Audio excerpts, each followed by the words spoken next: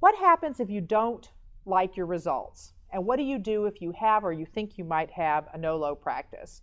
Obviously, the first thing you need to do is calculate and understand the reasons behind your profitability or the lack thereof.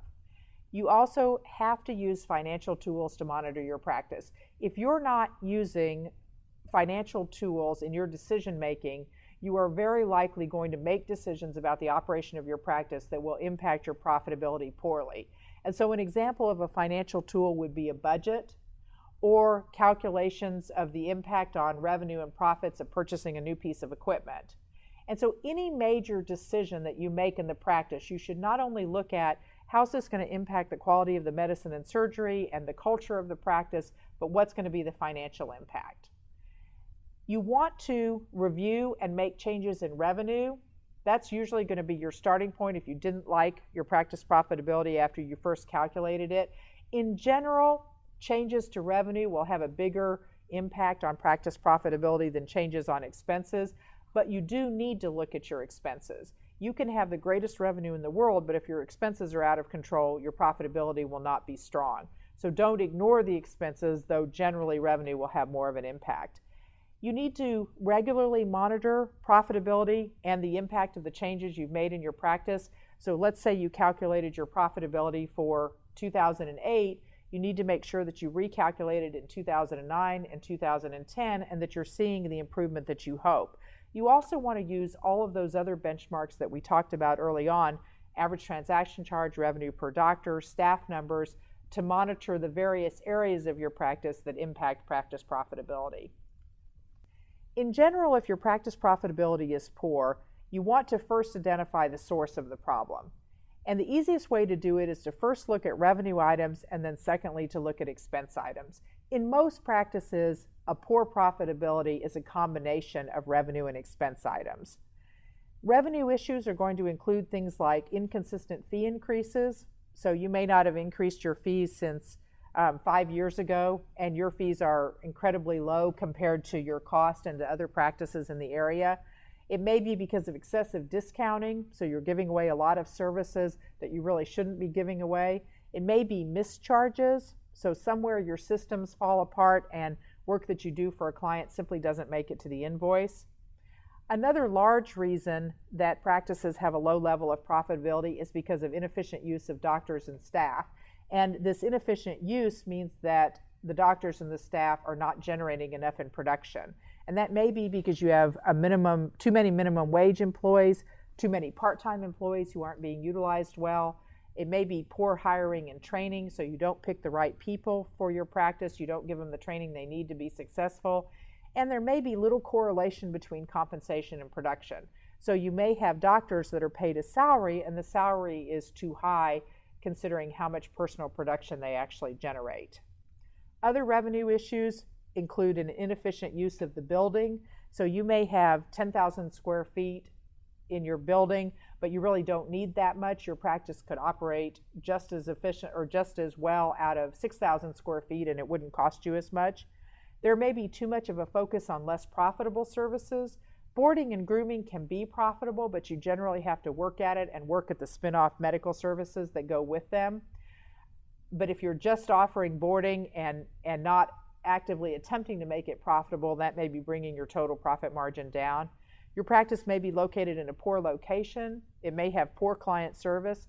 Clients are generally willing to pay more for veterinary services, but only if the client service is equivalent to the cost that they're being asked to pay. You may have inadequate scheduling and doctor availability. Doctors have to be available when clients want to see them. And so sometimes that's going to mean late afternoons. It's going to mean Saturdays, even though those are times when doctors don't want to work.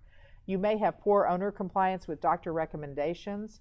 The American Animal Hospital Association put out a compliance study a number of years ago, which was simply revolutionary in the simplicity of its concepts, but the kinds of things that practices can easily do to improve their compliance. Your practice may have low numbers of clients. If you have low numbers of clients, your production's not going to be as high as it could be. And regardless of the number of clients that you have, if you're not communicating the value of the services that you offer to pet owners, they're not going to take you up on your recommendations and they're not going to be willing to pay the fees that you would like them to pay. Moving on to expenses, this is the second source of low profitability.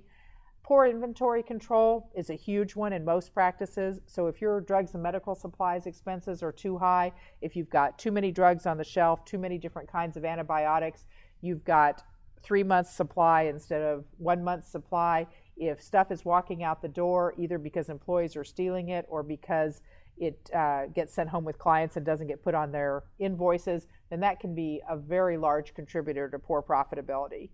Doctor and staff compensation and benefits are the other large expense item in most practices, and there has to be a good correlation between the personal production of doctors and what they're paid and the personal contributions of support staff and what they're paid.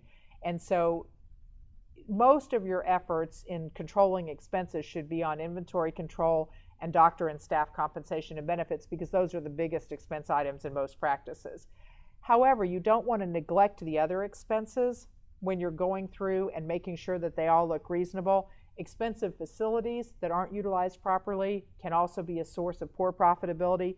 Expensive equipment that sits in the corner and gathers dust can contribute to low profitability. Poor management systems in general, which either means you've got too many management people or they're not focusing on the right things, can also contribute to poor practice profitability. Excessive debt, which means you'll have more interest expense, will also contribute to not so much to practice profitability because the interest isn't a component, but ultimately it'll pull down your practice value.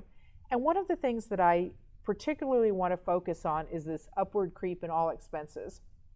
I've seen many practices where when I looked at all of the major expenses, they appeared reasonable. They looked within normal limits for what practices of that type would normally see for that expense. However, when I calculated profitability, the profitability was low. And what that means is that while all of these practices may have quote unquote normal expense levels, they're either at the high end of normal or they also have a whole lot of other expenses that you don't normally see in benchmarking studies that are pulling down their practice profitability. In general,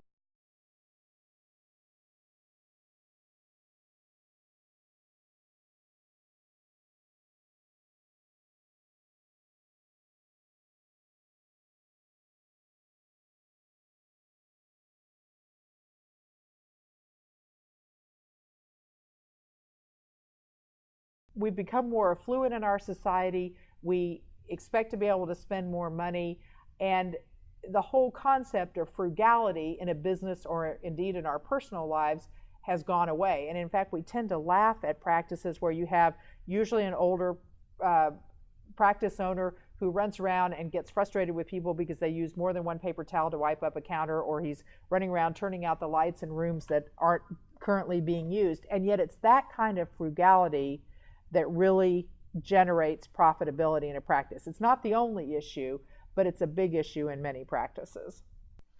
Now that you understand all about profitability, both what it is, how you calculate it, and what you should do about it if you don't like your current practice profitability, you need to know where you can go for more information.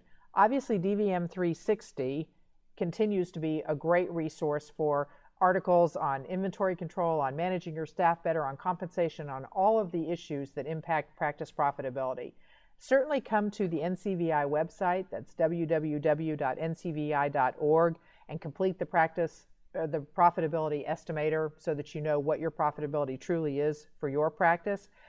CareCredit will also be bringing out a CD at the end of the year that talks about practice profitability and some of the things you can do if you don't like that, and you can stop by a CareCredit booth at any of the major conferences and receive a copy of that.